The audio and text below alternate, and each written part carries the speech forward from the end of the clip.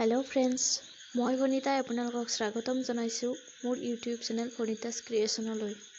Friends, আমি আজি কথা পাতিম কলৰ বিষয়ে। কল আমি কিয় খাব লাগে?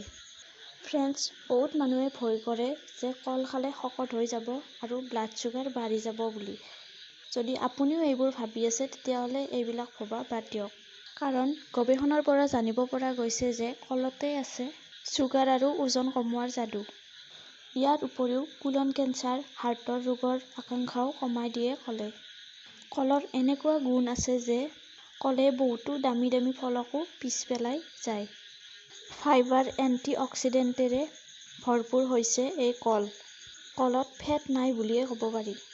বিশেষজ্ঞসকলৰ মতে আহাৰ খোৱাৰ পিছত কল খালে ব্লাড চুগাৰ লেভেল নিয়ন্ত্ৰণত থাকে।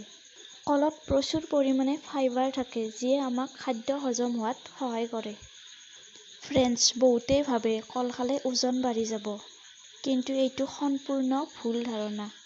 এই ফাইবাৰ সমৃদ্ধ কলে ওজন কমোৱাত সহায় কৰে।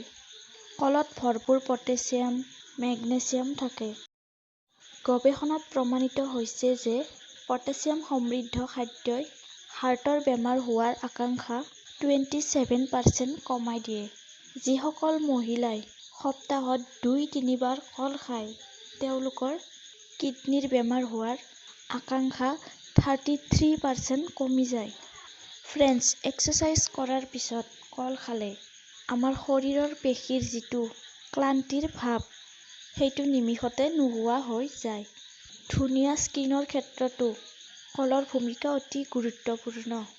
গতিকে সদায় সুস্থ আৰু ভালে থাকিবলৈ ডেইলি কল খাওক।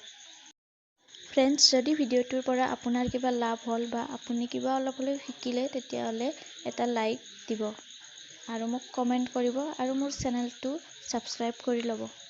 ধন্যবাদ।